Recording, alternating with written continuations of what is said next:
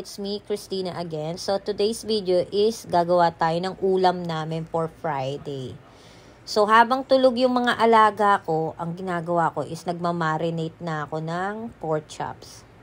Thin slice lang pala yung gamit ko. So, mga ilang piraso lang.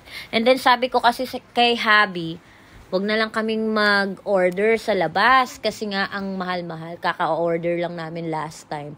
And then, sabi ko, mag-pork chops na lang tayo para yung mga bata makakain din ng gulay na cabbage at carrots. So, marinate ko lang siya. And then, magpe-prepare na ako ng corn flour na minix ko siya ng pepper, salt, and garlic powder. And then, nilagyan ko rin siya ng magic sarap. And then, yun nga, sabi ko nga, magluto na lang ako ng ulam namin kesa mag-order sa labas. Saka Friday naman. So, hindi ako tinatamad magluto. So, sabi ko, sige, magluluto nga ako. Then, nagsaing na rin si Chloe ng bigas, ng kanin, para habang niluluto ko siya, naluluto na rin yung kanin. Mas masarap kasi pag mainit yung kanin, yung mga ulam, ganyan. Then, saka, para hindi na ako mahirapan kinabukasan, meron kaming ulam, or pag may tira kaming kanin, ang ginagawa ko is sinasangag ko. Kasi dito sa Amerika kasi puro order, ganyan. And then kung masipag ka magluto, makakatipid ka, ganyan. Kaya talagang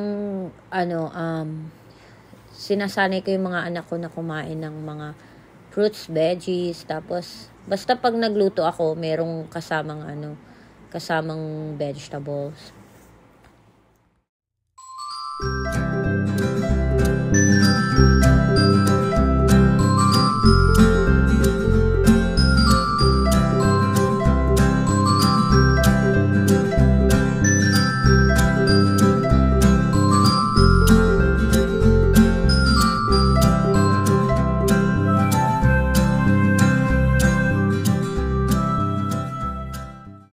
So, habang nagpapainit ako ng kawali na may oil, so ito, ginagawa ko is nilagay ko na siya doon sa egg beaten ko, and then yan, i-marinate ko na siya sa corn flour na may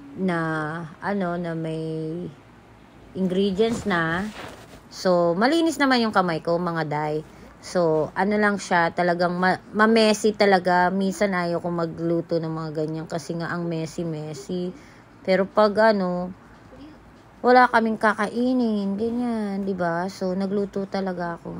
Yan, so, yan si Chloe naman ang maghuhugas ng bigas. So, sabi ko sa kanya, isugasan na niya yung rice cooker namin, and then para habang nagluluto ako ng pork chops, meron na kaming kanin, and then mainit-init pa yung kanin pag sinerve na.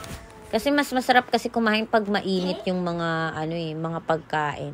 And then habang nagluluto ako ng pork chops, naghihiwa na ako ng para sa parang chop suey or yung mixed vegetable. Pero cabbage and carrots lang siya.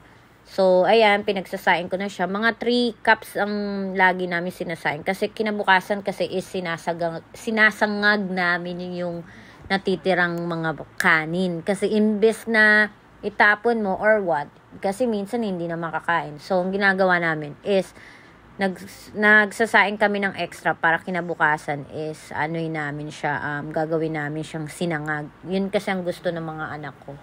Then, habang yun nga, nagluluto ako ng pork chops, pine-prepare ko na yung mga ingredients ko para sa chop suey, and then magsaing na, ganyan, para may pagkain kami hanggang kinabukasan. So, si Papa kasi is, binabaon niya yan sa work niya. Kasi, sabi ko sa kanya, magbaon siya kesa naman bumili siya sa store.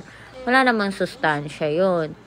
Kaya, lagi ko siya pinagbabaunan. Ayaw ko kasi siyang nagugutom or ayaw ko siyang lumalabas ng building sa work niya para lang bumili ng pagkain. Lalo na kasi paggabi kasi is delikado kasing mag-drive, madilim. Tapos, syempre, maraming mga deer, maraming mga hayop na dumadaan sa highway. So, avoid accident lang.